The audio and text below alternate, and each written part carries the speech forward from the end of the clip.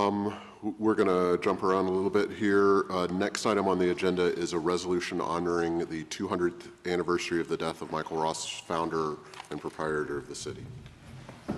Mrs. Frank.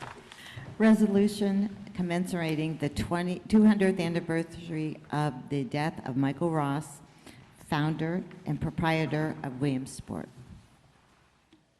Thank you. Can I have a motion and a second to approve this resolution? So moved. Second. Hearing a motion and a second.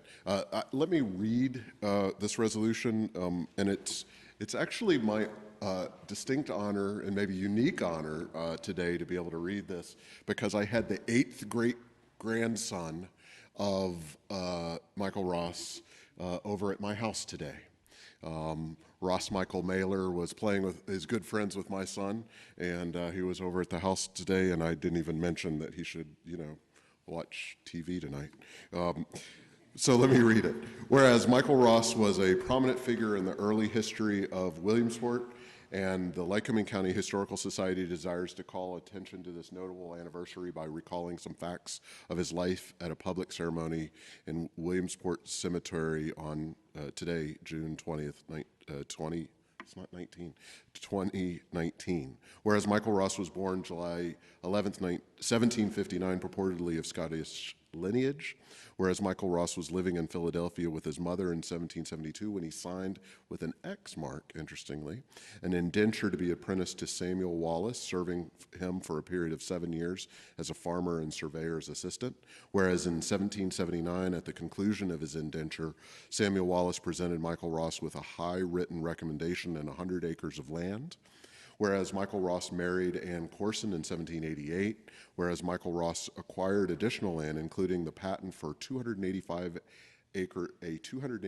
acre tract named Virginia in 1794. Whereas in 1795, at the urging of William Hepburn, Michael Ross began to develop an area of approximately 110 acres on his Virginia tract adjacent to the Susquehanna River, and employed William Ellis and Joseph Williams to lay out the town. Whereas Michael Ross gave the lots of land for a courthouse and a jail for the new county which was being formed at the time. Whereas Williamsport was subsequently fixed as the seat of justice for the newly erected county of Lycoming. Whereas Michael Ross sold a lot of land at the northeast corner of East 3rd and Mulberry Streets, upon which James Russell erected the first house in the new town. Whereas the first sale of lots, which took place on the 4th of July, 1796, was made the occasion for a public demonstration and an ox roast, we should add those back, with lots sold to John Adlam, John Corson, William Hepburn, John Titsworth, John Kidd, and Evan Evans. Whereas on March 1st, 1806, the town of Williamsport was incorporated as a borough by an act of the General Assembly of the Commonwealth of Pennsylvania signed by Governor Thomas McKean. Whereas the children born to Anne and Michael Ross were Elizabeth Ross Vanderbilt, Margaret Ross Hulling, William Ross, John Ross, and Anne Ross Lowe, whereas Anne Corson Ross died on July 31st, 1818, in the 55th year of her age.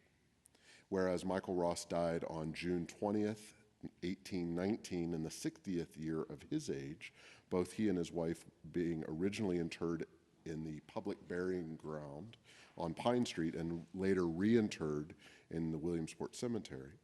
Whereas Michael Ross has been described as having a well-balanced business ambition, public spirit, and unbounded energy. Therefore, the City of Williamsport recognizes and supports the Lycoming County Historical Society's efforts to commemorate the 200th anniversary of the death of Michael Ross, founder and proprietor of Williamsport, and directs that a copy of this citation be transmitted to the Lycoming County Historical Society here in Williamsport. I believe I've asked for a motion in a second, and so I will open it up for comments or questions while I also invite representatives from the Historical Society to join me.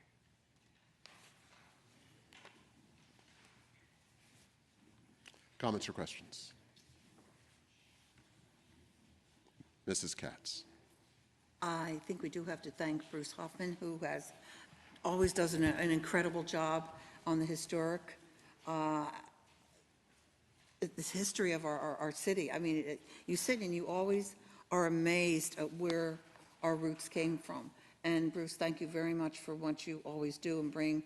And it's just amazing. And people should appreciate where this city came from and how it started and how far it's come and everything that it's gone through throughout the years. And you keep us informed, well informed. And to have this done at the museum, this was done at the museum tonight, wasn't it? Instead of the cemetery, which I know you all wanted to do it at the cemetery. I didn't go because I thought it was going to be at the cemetery, and I didn't trust those black clouds, okay? And I didn't realize you changed it. But I think it's an honor to do this to our for our forefathers, and thank you very much. Other comments from members of council? Mr. Allison.